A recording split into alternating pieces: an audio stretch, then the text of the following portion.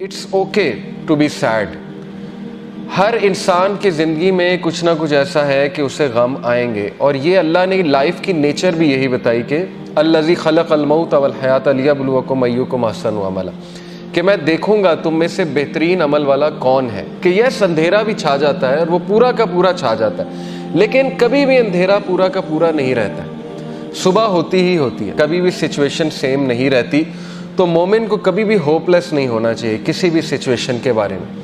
Hope ہی ایک ایسی چیز ہے نا جو انسان کو زندہ رکھتی ہے. تو اللہ تعالیٰ ہوپ دلا رہا ہے. یہ اللہ کے الفاظ ہیں، یہ کسی انسان کے الفاظ نہیں ہیں کہ اللہ تجھے نہیں چھوڑ سکتا، نہ اللہ تجھ سے ہیٹڈ کرتا ہے. بس یہ اللہ کے کچھ طریقے ہوتے ہیں انسان کو ٹیسٹ کرنے کے لیے، انسان کو کچھ سکھانے کے لیے، کیونکہ یہ دنیا کی زندگی تو ہے ہی بہت ٹیمپرری. اصل میں آخرت کی زندگی ہے، وہاں پہ آپ کا ریوارڈ جمع ہو رہا ہے. اللہ کے ہاں دیر ہو سکتی ہے لیکن اندھیر نہیں ہے، ٹھیک ہے نا. اس کی بہت سی حکمت ہے اس دیر کی.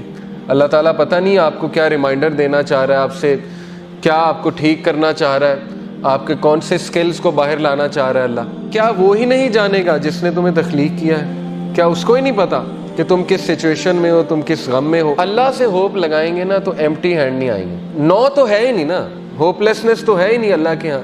اس لیے یہ شیطان ہوپ لیس کرتا ہے بندے کو آ کے کہ جی تجھے تو یہ ملا ہی نہیں، پتہ نہیں اس کے بدلے اللہ نے کیا دینا ہے. تیرا رب تجھے اتنا دینے والا ہے عنقریب کہ تو راضی ہو جائے گا. جو بندہ خود پین میں ہوتا ہے نا وہ پھر دوسروں کی بڑی زبردست مدد کرتا ہے. تو غم کوئی بری بات نہیں ہے، ٹھیک ہے نا. غم کو سزا نہ سمجھیں. غم جو ہے یہ تو روحانیت کی سیڑھی ہے. اس روحانیت کی سیڑھی پہ چڑھ کے انسان کا جو ہے وہ دل نرم ہوتا ہے، پھر وہ دوسروں کا غم فیل کرتا ہے اور پھر وہ دوسروں کے لیے کچھ کرتا ہے. دیکھیں نا جن سے اللہ ناراض ہوتا ہے ان کو تو یہ سائن ہی نہیں ملتے، وہ تو فل مزے میں ہوتے ہیں. ان کو نہ کوئی مصیبت آتی نہ کوئی پرابلم آتی. جیسے اللہ کے نبی صلی اللہ علیہ وسلم کو اللہ نے کہا کہ ان کا جو مزہ ہے، ان کا کھانا پینا، ان کی عیاشی آپ کو دھوکے میں نہ ڈالے.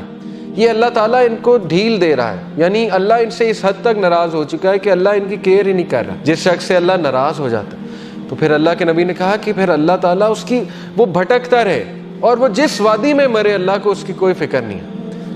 یہ ہے اصل میں وہ شخص بدبخت. اور یہ کون ہے؟ وَلَا تَكُونُوا كَالَّذِينَ نَسُوا اللَّهَ فَأَنسَاهُمْ أَنفُسَهُمْ. کیا تو نے دیکھا اس کو جو اللہ کو بھول گیا تو پھر اللہ نے اس کو اس کا آپ بھلا دیا. اولئک هم الفاسقون. یہی تو فاسق ہے. تو اس لیے یہ مت سوچے کہ اللہ نے آپ کو بھلا دیا. اگر اللہ کسی کو ناپسند کرتا ہے تو اپنے قریب کیوں لائے گا؟ مجھے یہ بتائیں، ٹھیک ہے نا. ایک بندہ کہیں اور جا سکتا ہے، کلاس میں آ گیا، دین کا لیکچر سننے آ گیا، کیا یہ نشانی نہیں ہے کہ اللہ اس سے راضی ہے؟